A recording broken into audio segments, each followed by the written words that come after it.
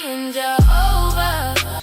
Man, what's going on YouTube? How you doing? How you doing? First and foremost, man, I want to thank everyone for the love and support. And once again, like I always say, I will always be thankful for the likes, the comments, y'all subscribing to my channel, just everything that y'all do. And I just want to salute to everyone that come to my TikTok lives also. I promise y'all, I'm gonna start doing lives on YouTube, y'all. I promise. I gotta get there. You know what I'm saying? Some people just good at it, but I'm gonna get there, man. I'm practicing now. So I could be great for y'all. And another thing, how was y'all weekend also, man? I haven't asked how y'all been doing. But how was y'all weekend? How was y'all work week last week? What's things that y'all have accomplished this week? Or did your kids graduate? I'm seeing a lot of different videos from around the United States of our black babies graduating high school. So salute to you mothers and fathers and parents and grandparents and guardians and just the person that they just dropped the baby off at your house. You just watching them. Shout out to y'all, man. Y'all are very important and I love y'all for that. About me, I ain't really been doing too much, man. My ankle still kind of swollen a little bit, but it's healing up. It's much better than it was last week. So, but anyway, let's get started. Before we get started, please hit that subscribe button for your boy. Please hit that subscribe button for your boy. Democrats. When y'all gonna do something new? When y'all gonna implement something to galvanize the people again, especially black people? When y'all gonna start offering black people tangibles like y'all supposed to? When are you going to start talking to black people correctly? When are y'all gonna just put a new phase out on, hey, let's get black people back into the fold. Let's get black people back into wanting to vote again. Let's get black people to trust us again. When y'all gonna do that? Never. Y'all never would do that. Y'all constantly doing this same old trope. Hold on, we got a problem. Let's go to Selma, Alabama, and we just gonna march. That's what we gonna do. And niggas love to see black folks march and sing old Negro spirituals. I didn't say nigga spiritual, I said Negro spiritual. Y'all got on to me, but I'm about to say nigga spiritual, but old Negro spirituals. Let's do that. And when we do that, the black people gonna be ready to vote. That's a lie. A lot of black people tired of it. A lot of black people are tired of you using our ancestors' fight, plight, and trauma just so you can keep your job. That's all it's about. It's about your job. It's not about black American vote. It's not about how I vote about to be diluted. No, it's about y'all not no longer comfortable no more. Because y'all was guaranteed a seat without vote. See, in a way, y'all really setting yourselves up and y'all really talk about us. You know what I'm saying? Like they taking your right to vote. No, they're taking your right to vote to keep us as have a job.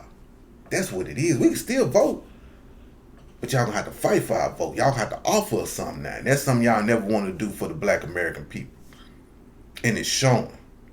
And y'all need to update yourselves. Update your resume. Y'all still got an old resume, man, by doing this walk on Selma. What is this walk on Selma gonna do for y'all? Why y'all gotta constantly do this every year when things don't go your way? When the Republicans hurt your feelings or Republicans, hey, say I got you. Y'all say, let's march on Selma. Niggas love to see us march on Selma. They get the kick and the in, and we gonna eat catfish and drink some RC Cola, and we just gonna sit on the bridge and just thank all the elderly people on how we just proud of them so we can get some energy so black folk can come and vote and trust us again. No, it's not gonna happen again. Y'all can remake the 60s all you want. And this is what I notice about y'all. When y'all do these Selma marches, y'all still try to mimic the 60s. And I noticed this too. Y'all always have one elderly person in the wheelchair in the front. Out of every Selma picture I have seen, there's an elderly person or maybe one or two elderly people in a wheelchair in the front. Where y'all find these elderly people at? Leave these elderly people home. Let them watch on the sideline. Don't have them out there in that heat. Alabama hot as hell. Well, I don't know if it was hot on the weekend, but it was one of them. It was hot as hell. That woman looked like she needed some water. And her husband, like, he was just there. He was just spaced off them old people pills, man. You know what I mean? Like, come on, Democrats. Stop this. This shit don't look good. It don't hit the same no more. And y'all gotta do something new, man. And just and again on how disrespectful y'all was. I ain't forgot about when y'all had them Somalis out there marching on Selma too, marching on that on them petty bridge, whatever you call it. I can't even think of when they were marching on Selma crossing that bridge. That was crazy to me. And you know Somalis don't like black people. And Mexicans and stuff like that. Like, why y'all have a march for immigrants in Selma, Alabama? And you know the cold thing about this too, y'all? This is another thing I forgot to mention. Selma, Alabama, that's a poverty area, bro. Have y'all been to Selma? I've been there before. That's a poor city. Now you would think how Democrats use this city that they'll pour money into the city. They'll try to pass things so to make the city be uplifted. People are leaving that city. The poverty rate is high. I think the crime is still the same like always. There's no opportunities there or anything. Why y'all ain't pouring money into that city? Why y'all keep coming to that city, man, and extracting resources from y'all? Not even adding to the place. Then when y'all leave, they gotta clean up that mess that y'all leave out there. I'm telling you, man, that's wild to me that these people use Selma and don't do nothing for Selma. That's crazy. But anyway, Democrats, man, y'all gonna have to do better. We're no longer falling for the Selma Edmund Pettus Bridge walk. We not falling for the choir singing and nothing like that. We shall overcome. Nah, yeah, we shall overcome.